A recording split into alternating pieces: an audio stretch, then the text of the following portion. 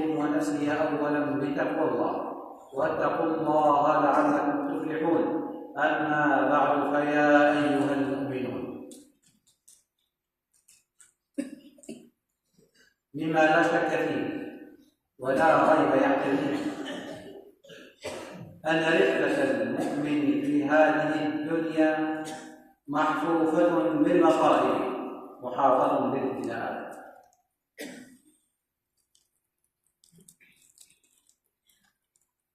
هذه الدار كلكم يعلم أيها المؤمنون دار بلاء وفتن ومصائب وآلام، فالمؤمنون فيها يمرون بآلام عديدة. من المؤمنين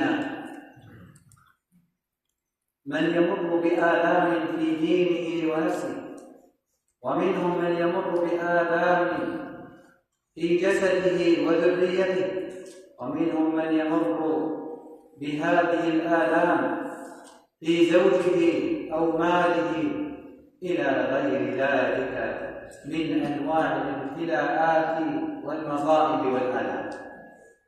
هذه طبيعة الدنيا، جبلت على كدر، وأنت تريدها صفوا من الأكدار. إلا أن الله سبحانه وتعالى من رحمته بنا ومن كرمه علينا لم يتركنا نواجه هذه الابتلاءات وهذه المصائب دون أجور عظيمة، وهو الغني عنا.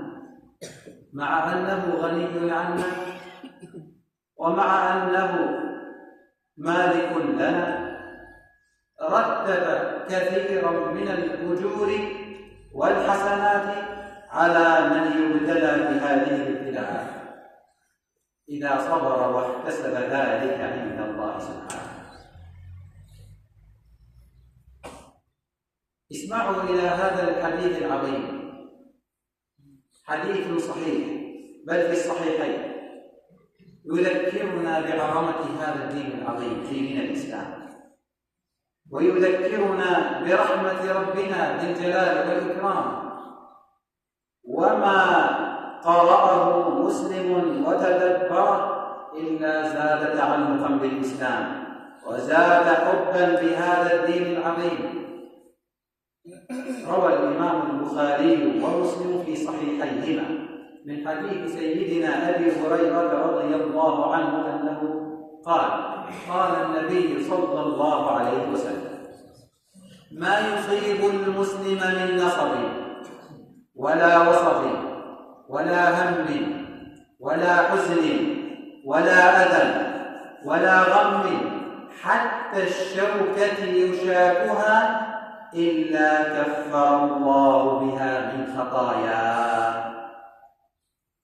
كل شيء يصيب الإنسان، يصيب المسلم المؤمن من هذه الأمور الستة التي ذكرتها، بل حتى الشوكة التي تدخل في إصبعك وتشعر بألم يسير، هذا الألم اليسير يكفر الله به من خطاياك، وربما يزيد به من حسناتك. هذا من رحمة الله سبحانه ومن كرم الله جل جلاله، فهو غني عنا لكنه أكرم الأكرمين أرحم الراحمين. ما يصيب المسلم من نصب، النصب هو التعب الذي تلقاه في أفعال الخير وفي سعيك للرزق الحلال، لما تسعى لطلب الرزق الحلال من أجل أن تحصل على لقمة لأهلك وأولادك وذريتك، هذا التعب الذي تجده يكتب في ميزان حسناتك، يكفر الله به من خطاياك. ما أرحم هذا الدين، ما أعظم هذا الدين. ولا وصف. طيب النصب عرفناه، التعب من أفعال الخير وطلب الرزق الحلال. الوصف هو ذلك الوجع الملازم المستمر لصاحبه الذي نسميه الآن في العصر الحاضر الأمراض المزمنة. صاحب المرض المزمن ما يجده من ألم ووجع مستمر، هذا يكفر الله به من خطاياه كلما شعر بهذا الألم وهذه المشقة كفر الله بهذا الألم وهذه المشقة خطاياه، وربما رفع درجته يوم القيامة، وربما زاد من حسناته في سجله. ديننا دين عظيم، ربنا رب رحيم.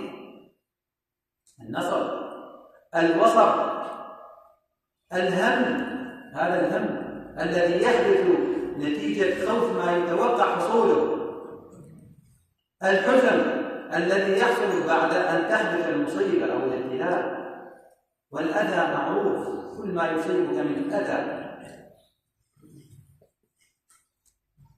بل حتى الشوكة، هذه الشوكة التي تدخل إصبعك يكفر الله بها عن خطاياك. الغم هذا الذي يصيب القلب، الله عز وجل بهذا الغم الذي يصيبك أحيانا يكفر الله به من خطاياك ويرفع به درجاتك يوم القيامة.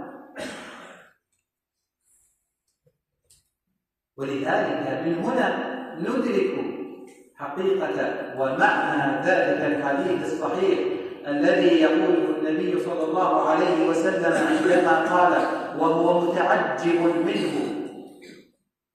سيدنا النبي ما تعجب من الإسراء والمعراج مع أنها معجزة، لحظات أسري به وعرج به إلى السماوات ثم نزل، ما تعجب من هذا، لكنه تعجب من أمر المؤمن. قال في الحديث الصحيح عجبا لأمر المؤمن إن أمره كله له خير، إن أصابته سراء شكر فكان خيرا له،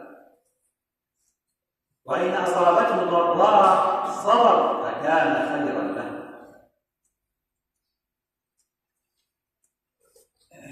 الحمد لله على نعمة الإسلام، الحمد لله أن جعلنا من أهل هذه الملة المباركة وأهل هذا الدين العظيم، ثبتنا الله وإياكم عليه.